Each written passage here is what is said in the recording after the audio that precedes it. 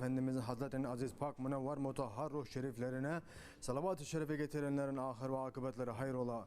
Âli ezvâc-ı tahirat-ı evlâd-ı Resulü Ashab-ı Efendilerimizin, sair-i Enbiya Azam ve Resul-i Kiram Hazret'in ervah şeriflerine, Pirimiz Bilal-i Habeşi radıyallahu anh Efendimizin, Mihmandar Resul-i Kibriya, Eyyub Sultan Halid bin Zeyd ve Eyyub el-Ansari radıyallahu anh, Şah Murşidan, Şah Hacı Muhammed Bahaddin Naksibendi el-Bukhari, Mevlana Celaleddin Rumi, Mevlana Ziyaddin Hard el-Baghdadi, Sahibulzaman, Kıbletul İslam, Şeyh Mevlana Muhammed Nazım Adel el-Hakkani, SahibulSaif, Şeyh Abdulkerim Kibrisi Rabbani Kaddesallahu esarrum hazır arvahi için, Hadimul Harameyn-i Şerifen Yavuz Sultan Selim Han, Ebel Fatih vel Magazi Fatih Sultan Mehmet Han ve Serdar-ı Hakan Sultan Abdülhamid Han cennet mekan, Firdevs-i Aşiyan ve Hazratın ve avni enayetine, ala husus bu caminin bayinesi ve bugüne kadar içerisinden gelmiş geçmiş İmam Muazzin Kayyim cemaatin ve kafe ehli eman ruhi için, Allah rızası için El Fatiha.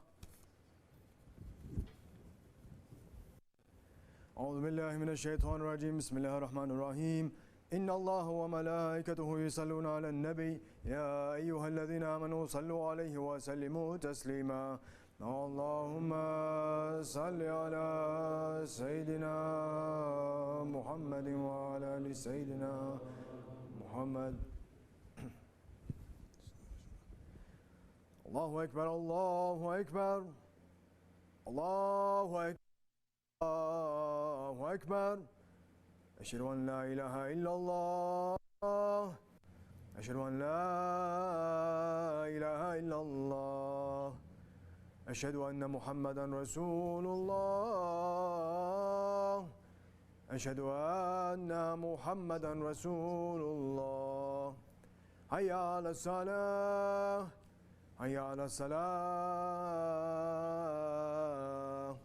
Hayya alel-felah. Hayya alel-felah. Allahu Ekber, Allahu Ekber. La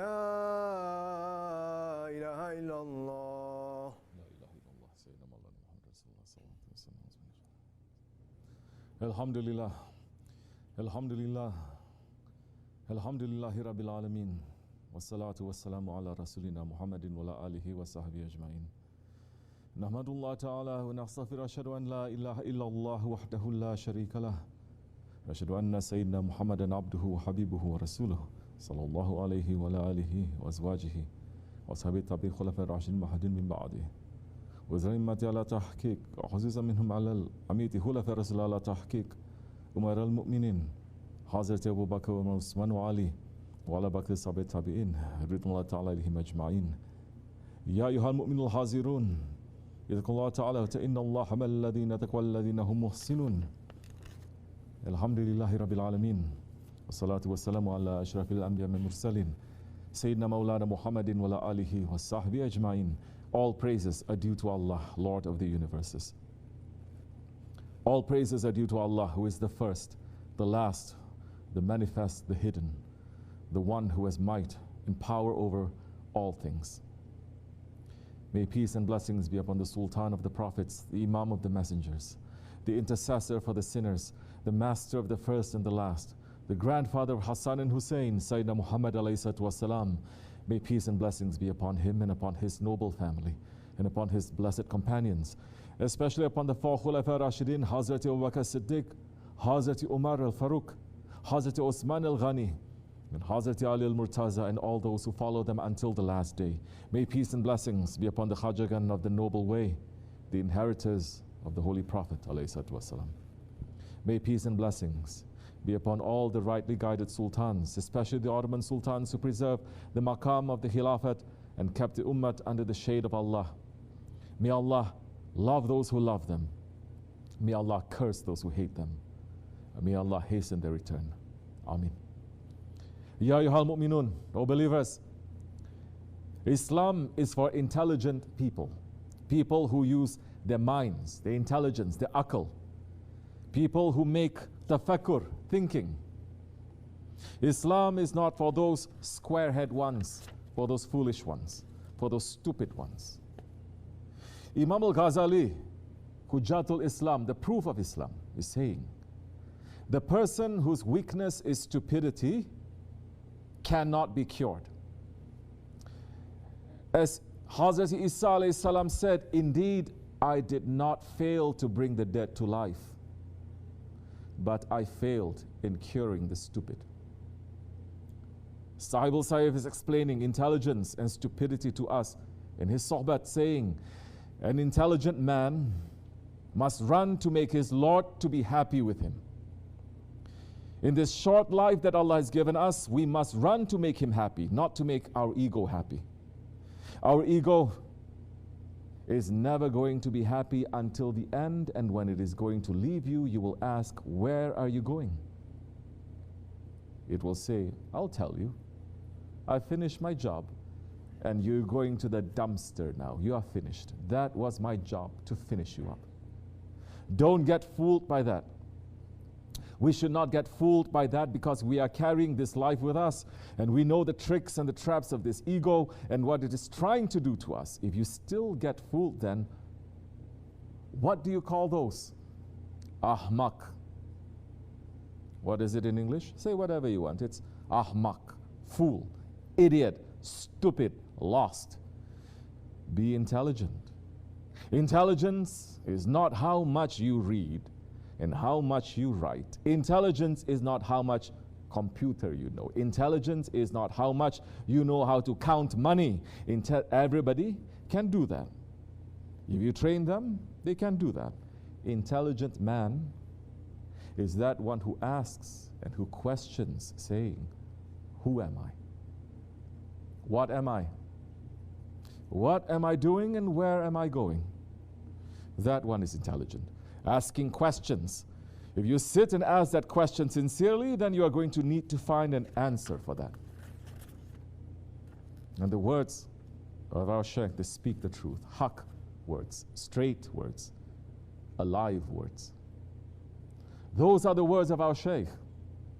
Intelligent person is looking at everything and asking questions to understand who he is, what is inside him, and how to complete his work inside this world. Intelligent man is always investigating, questioning. Intelligent man is always looking to learn. That is the kind of learning that Holy Prophet ﷺ is talking about when he says, seeking knowledge is obligation upon every Muslim.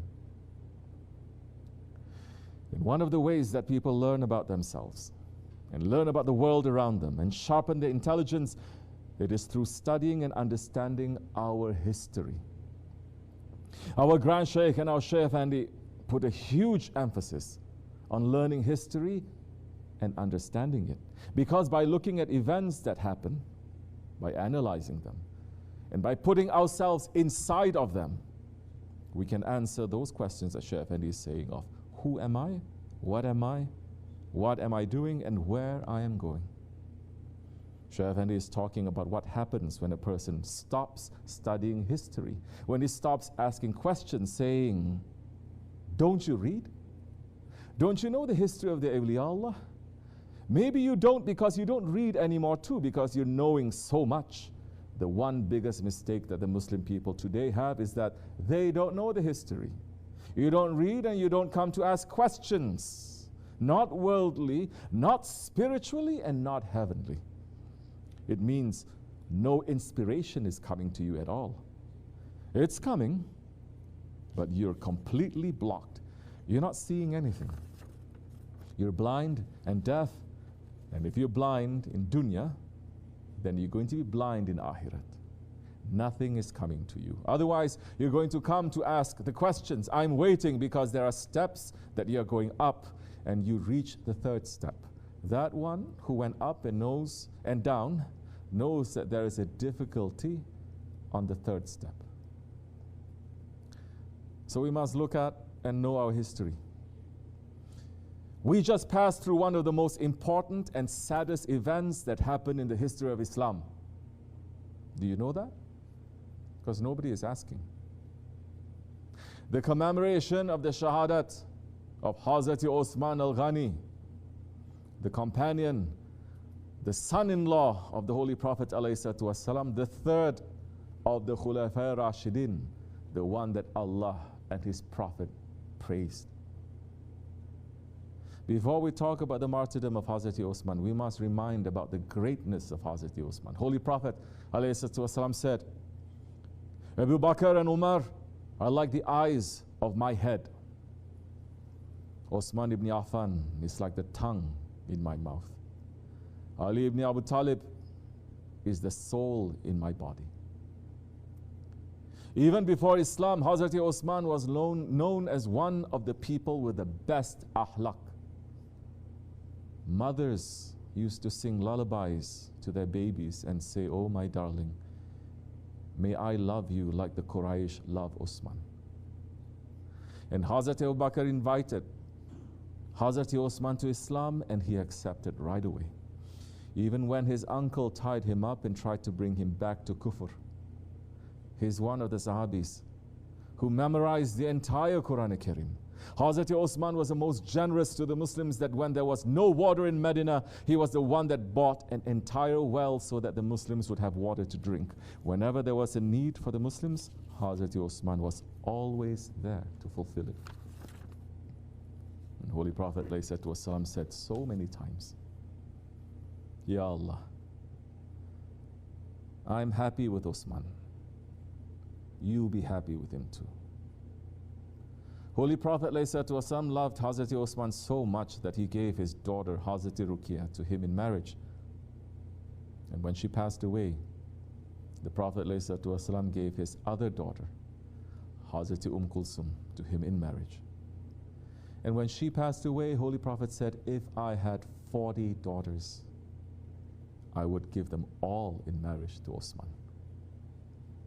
He is that person that Holy Prophet said about him, every prophet will have a friend in paradise, and my friend there will be Osman ibn Affan. This is the greatness of Hazrat Osman. Yet he was brutally assassinated in his own home by people who called themselves Muslims. How is that? What could lead to people entering the home of this great Sahabi who was their Khalifa, whose beard was white, who was reading the Quran, and pull the sword against him? Allah subhanahu wa ta'ala and Holy Prophet ﷺ give the answer. Allah is saying in the Quran Karim, Bismillah ar-Rahman ar-Rahim, fitna is worse than killing. Sadaqallahu al-Azim. And Holy Prophet ﷺ is saying, stay away from fitna. Starting a fitna with words is the same as starting it with a sword. Sadaqallah Rasul. So what was happening in the time of Hazrat Osman? Confusion, fitna, backbiting, slandering, gossip, confusion. How did it start? Just talk. People said, look at Osman, he is not doing things properly. He is putting his family members as governors and in important positions, and they are being tyrants, and he is not saying anything. He's choosing favorites from the ones that he loves and letting them to have the dunya, and he's not helping us anymore. And what did those whispers of fitna turn into? They turn into a monster. They turn into a monster that came all the way to Medina. They turn into a monster that came all the way inside the Masjid al-Nabawi. They turn into a monster that people could dare to start throwing rocks at Hazrat Osman when he was giving khutbah from the maqam of the Prophet inside the Rawza Sharif. That one of them started yelling at him and said, be careful, you foolish old man. Step down or we will choke you to death.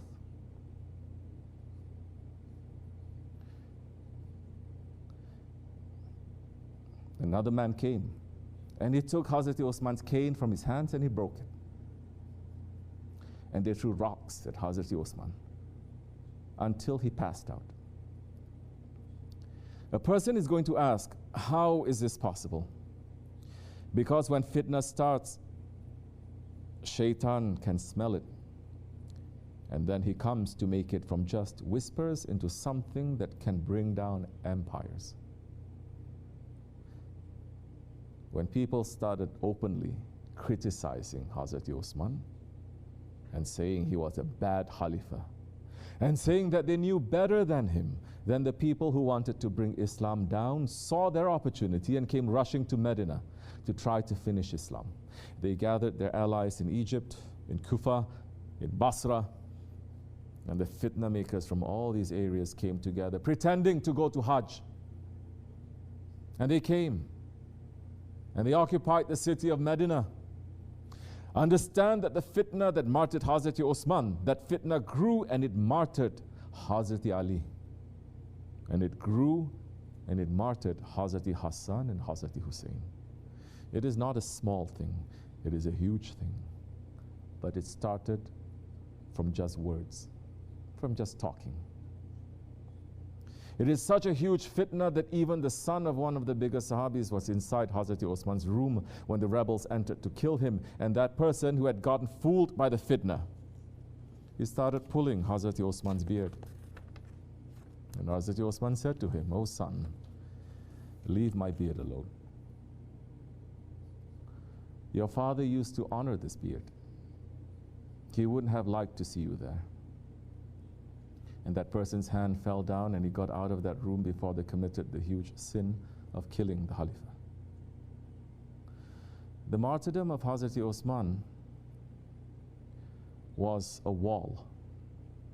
It was the first time that those who said Shahadat and killed another Muslim. And from that time, the killing of Muslims, it has not stopped. Who is saying this?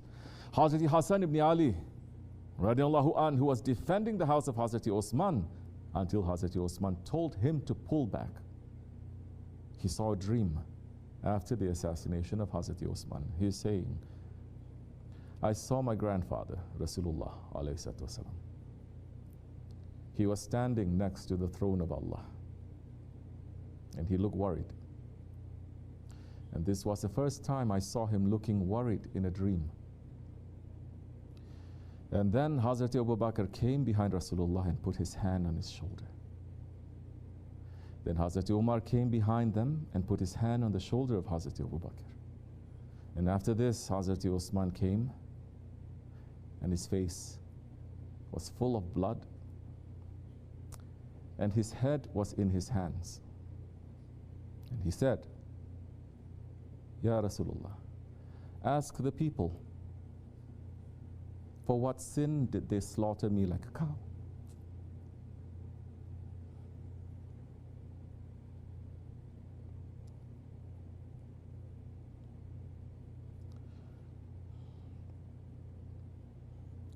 And when Hazrat Osman said this, the throne of Allah began to shake, and 2 streams of blood came down from the throne of Allah. And a voice came out from the unseen and declared, "Until today, no believer has taken the life of another believer. From today until Judgment Day, believers will continue to take the lives of other believers." Understand one more time this crime that made the throne of Allah shake. It started with people who were criticizing Hazrat Osman with their words. Just words. Just talk. Just judgment, criticism. But it opened the door to a fitna that will not stop until Judgment Day. When Hazrat Osman's blessed body left his house, his daughter, one of his daughters, she started speaking words of haqq, and she said, with bravery, speaking to the rebels, "Oh, the murderers of Osman, how cruel and unjust you have been. You are making a big deal out of small issues, and you raised ridiculous demands. My father followed those who came before him. You didn't say anything in Hazrat Umar's time because he was harsh, and you were afraid of him. My father was very nice. and you took undue advantage of his kindness, and instead of appreciating his kindness, you started speaking against him. That was ingratitude of the worst type. Ingratitude is a great crime before man and Allah. Ungrateful persons have never been successful. Know that history will never forgive you for your betrayal and ingratitude. Also know that in the world to come, severe punishment await those who are unjust. Hell will be their resting place. You may remember that the Khilafat of Hazrat Umar was very hard on you. You lived in an environment of awe and fear. He put limits on your movements and your freedom. You submitted to him without raising any protest. You could not dare speak before him. You could not dare to criticize him. He was the Khalifa who always carried a whip in his hand. He treated you as dumb cattle, and you submitted to this fate. My father treated you as men. He allowed you full freedom. He removed all the restrictions on your movements. He increased your allowance and looked after your welfare in every way. You have paid him back by murdering him. This is very strange. You have gone against Islam.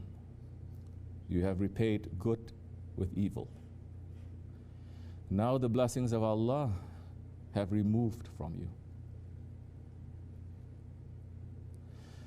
For an intelligent person, history teaches us lessons until Judgment Day. For a person who is examining himself and checking himself and looking for the evil inside himself, history gives us all the lessons. Look at the words of that daughter of Hazrat Osman. For a believer, for a person with taqwa, they are going to look at those words and say, do I have some behavior inside myself like the rebels in the time of Hazrat Osman? Don't say, I'm so good one, I'm a Muslim, I'm a mu'min, I'm a murid, I'm a Sufi, I'm safe. That is not the teaching of any awliya. And it is definitely not the teachings of our Shaykh. Our Shaykh is telling us, know that the ego inside you is worse than Firaun, worse than Namrud, worse than Yazid. But during Shaykh Effendi's time, we have seen so many betray him. So many made fitna, and so many had cursed him, and so many, if he was given a chance, they would have killed him. And we are seeing that happening in our days too. Those that our Shaykh had raised high had only fallen because of their ego, repeating the same mistakes. But we must look. If those ones had looked inside of themselves, and if they have doubted their ego the same way that they doubt the Shaykh, some guidance will reach to them. If only they were saying to their ego inside that, oh my ego, you are worse than Firaun, worse than Namrud, worse than Yazid, they would have found safety. Shaykh Effendi is saying, if you do not see your ego worse than Abu Jahil's ego, then you are in bigger trouble than Abu Jahil. If you cannot say, if I was at the time of the Holy Prophet and if Allah did not hold me, I would become worse than Abu Jahil to the Prophet, then you still have pride in your heart, because the characteristics of the ego are all the same on everyone. If Allah is not holding it, if Allah's favor has not reached to you this time or that time, you are Abu Jahil. We are Abu Jahils. So the only way to bring it down is to step on the ego. Stepping on the ego is not just to say, I am stepping on my ego. It has to be in action. If you want to step in your ego, then sit in the presence of someone and say, I am submitting myself and my will to you as you like. That is a step that slowly brings you to the higher stations, because now you are giving yourself up to some other human like you. You are giving control to that one and you are promising to do what that one says. That is the first step of stepping on the ego. The ego that is inside of us. It is always capable of rebelling and doing evil to the one that we are claiming to love today.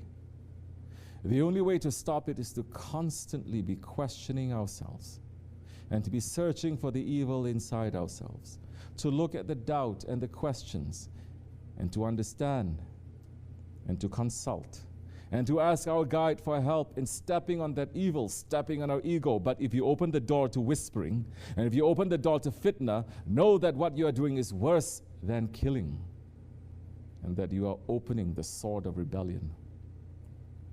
The two paths, they're in front of us.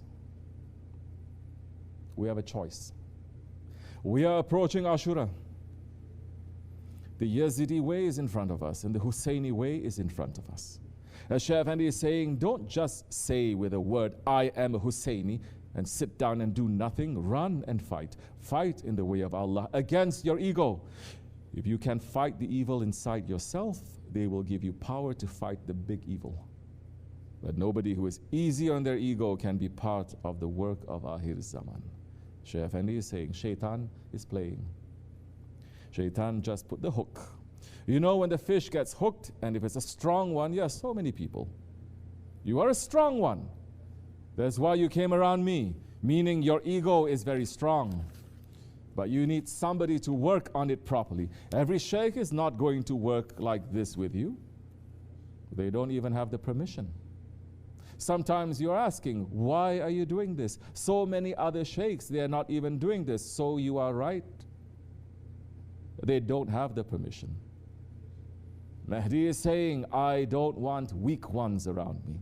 Those ones around me, they have to be strong ones. Don't fall for your ego. You're going to lose dunya and akhirat. You're going to cry in akhirat. If you reach to the paradise, it doesn't matter. You're going to cry in akhirat again. Because you're going to see, we have put you in this book, in this category. And because of the egoistic action, because of your own ego, we change it. Just like so many people that they came back and forth to the Prophet ﷺ. They accepted Islam. They go to Abu Jahl who's saying something and they changed. Don't think that those ones who came back and forth, they are in the same level with the ones that they came and they stay. They cannot be. Don't think that they are going to be in the same category as Hazrat Hamza, Hazrat Umar or Hazrat Ali. Don't even talk about Hazrat Abu Bakr. What made them to reach to that station? Their taqwa. Their taqwa, their submission to the Holy Prophet's orders. They submit. What Holy Prophet said to them, they accepted. They took it and they put it on top of their head. They didn't have any doubt. They didn't have question mark. Don't think that the shaitan didn't come to those ones. Shaitan came to test, and they said to shaitan, get lost. Here is Prophet. We trust and we give submission to this one. Finish. What he says, that's what we are going to follow. And that made them to reach to the highest station. They became Sahabi Kiram. Never forget, Imam Rabbani Qatasir is saying that this is the tariqat of the Sahabis. We must at least make intention to be on that way. We are very weak. May Allah forgive us. May Allah clean us. May Allah accept us. May Allah grant us the intercession of Habibullah and our Shaykh. May Allah keep us in the mercy of Jamaat and keep us far away from the punishment of separation and loneliness. May Allah give us submission to our guide. May He keep fitna far away from our hearts, far away from our tongues, far away from our ears, and far away from our hands. May He give us more power against our ego and to work for haqq and to do hizmat. May Allah subhanahu wa ta'ala raise the station of Hazrat Osman al-Ghani. May His shade be upon us. And may we be blessed with His himmat. For the sake of SahibulSaif. Ameen. Ameen. Ameen. Astaghfirullah. Astaghfirullah. Astaghfirullah. La ilaha illa لا إله إلا الله وحده لا شريك له له الملك والحمد لله كبير لا إله إلا الله وحده لا شريك له له الملك لا إله إلا الله وحده لا شريك له له الملك لا إله إلا أنت سبحانك كنت من الظالمين La ilaha illa anta subhanaka tunazal. La ilaha illa anta subhanaka. Subhan kudusun abana. Subhan kudusun abana. Inna dina Allah al-Islam. Qala salam.